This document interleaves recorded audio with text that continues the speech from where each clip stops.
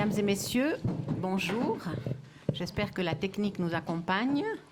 Bonjour, je remercie l'Institut des cultures arabes et méditerranéennes et Alain Bittard et Maude Bittard et la librairie L'Olivier de nous recevoir aujourd'hui ici pour cette discussion. Je vous remercie d'être là, nombreux, pour ce dialogue avec Nino Rizzo. Bonjour Nino Rizzo. Bonjour. Alors Nino Rizzo, vous êtes psychologue, psychothérapeute. Vous pouvez me tutoyer, madame. Merci, cher Nino. Alors Nino, je reprends.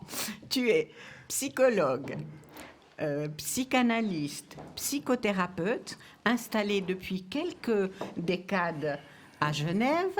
Tu es d'origine sicilienne et aujourd'hui... Et pas seulement d'origine. Je suis sicilien. Tu es sicilien. De corps, d'âme et d'esprit, disons-le comme ça. Et tu viens aujourd'hui nous présenter un livre passionnant intitulé A casa di Cosa Nostra, qui est édité à La Bussola. Avant de dialoguer avec toi, je crois que tu voulais donner la parole à une personne qui est là avec nous aujourd'hui, Franco Zappala. Qui est arrivé hier soir de Sicile pour me soutenir et qui est passé de 24 degrés à Catania à moins quelque chose, à Samblaise chez moi. Et heureusement qu'il était là, qu'il m'a aidé à enlever la neige avec la pelle. Voilà. Il m'a fait travailler le premier jour que je suis arrivé. En plus, vous êtes arrivé le jour de la course de l'escalade à Genève. C'est vrai. À Alors, vous la parole. Bonsoir Franco. à tout le monde. C'est un vrai plaisir d'être parmi vous ce soir. Et pour moi, c'est vraiment une raison d'une très grande émotion parce que je me trouve dans ma ville où j'ai fait mes écoles jusqu'à l'âge de 15 ans et en plus dans la rue où j'habitais. Parce que moi, j'habitais rue de Fribourg, numéro 11 à côté. Donc, retourner ici, c'est pour moi quelque chose d'incroyable. Et puis en plus, c'est une ambiance multiculturelle, vraiment ouverte. Ça fait vraiment plaisir d'être parmi vous. Et l'histoire de Nino, vous la connaissez un peu. Moi, j'ai écrit quelques mots dans son livre. J'ai essayé de donner le sens d'une liaison avec sa terre. Parce que quand il m'a proposé d'écrire quelque chose, j'ai trouvé ça tout de suite une occasion. Et j'ai eu comme ça tout de suite une idée. C'est celle d'une liaison qu'on a tous les deux. Parce que moi, j'ai abandonné Genève à l'âge de 15 ans. Et je suis retourné en Sicile. J'ai fait mes études d'avocat et je vis normalement en Sicile. Nino, il a fait le contraire. Il a laissé la Sicile et il est venu en Suisse. Et donc, les routes n'ont pas été de la même direction. Mais en plus, on avait une origine complètement différente. Parce que, et ça, c'est le cas d'expliquer un peu, surtout ceux qui aiment le centre de Méditerranée, la Sicile, tout ça, ce que c'était la Sicile après la guerre. Après la guerre, la Sicile, c'était une terre qui était contrôlée par des grands feudi, on dit comme ça en italien, grandi proprietari di terre.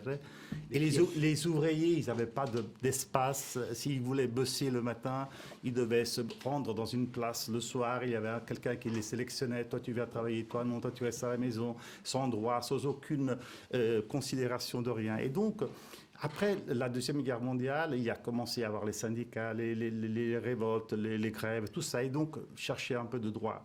Et quand ils ont commencé à chercher les droits, ils ont surtout cherché la terre, les terrains, pour pouvoir avoir un morceau de terrain. Et là, c'est le moment où il y a eu une grande contraposition entre les ouvriers, le monde du travail, la pauvreté, ceux qui avaient du besoin, et la mafia. Parce que la mafia, elle est tout de suite intervenue pour défendre les intérêts des gros propriétaires des terrains. Et il y a eu un épisode que sûrement vous ne connaissez pas, mais qui est emblématique dans un certain sens, c'est Portella della Ginestra. Dans le 1947, il y a une manifestation pour le 1er mai, c'est la fête des ouvriers.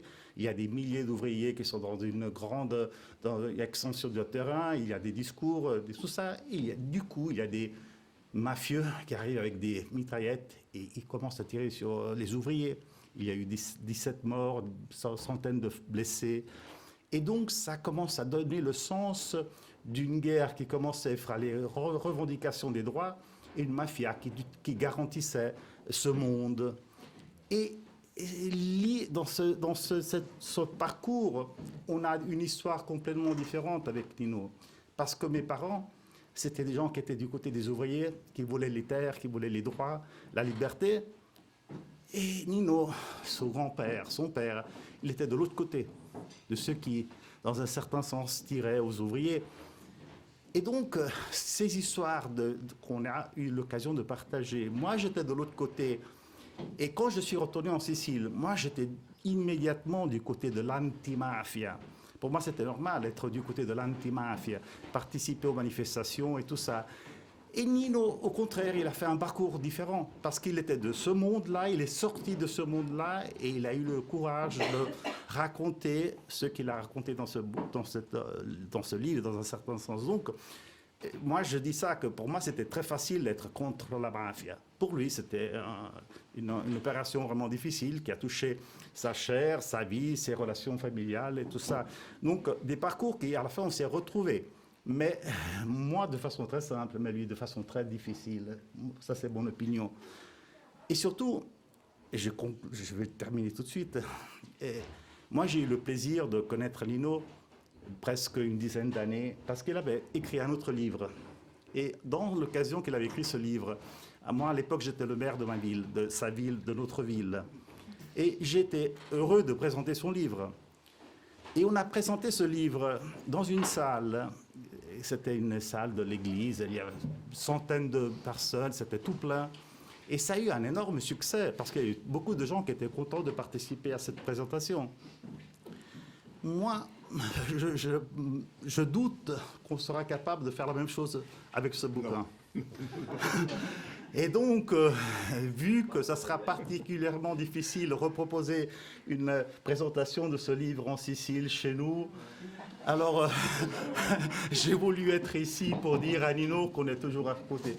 Et surtout, on a essayé, moi, avec Sébastien, c'est un autre cher ami qui est venu avec moi, on a voulu montrer qu'il y a une Sicile qui est quand même à côté de Nino, il est à côté de ses efforts, et on apprécie énormément le courage qu'il a eu, parce que ce bouquin, à part le travail d'écrire, penser, élaborer une théorie, tout ça, ça a un prix du point de vue des émotions, des relations avec les parents, parce que beaucoup de parents, ils n'ont pas accepté cette œuvre courageuse qu'il a mis. Ça touche l'identité de beaucoup.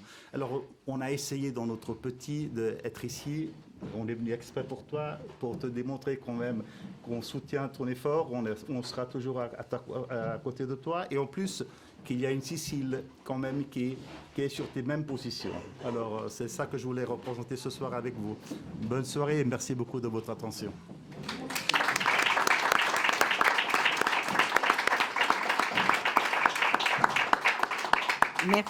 Merci Franco pour ce témoignage. Merci d'être venu. C'est un plaisir d'avoir un peu de Sicile avec nous ce soir, grâce à vous, grâce à Nino et grâce aux personnes qui sont là.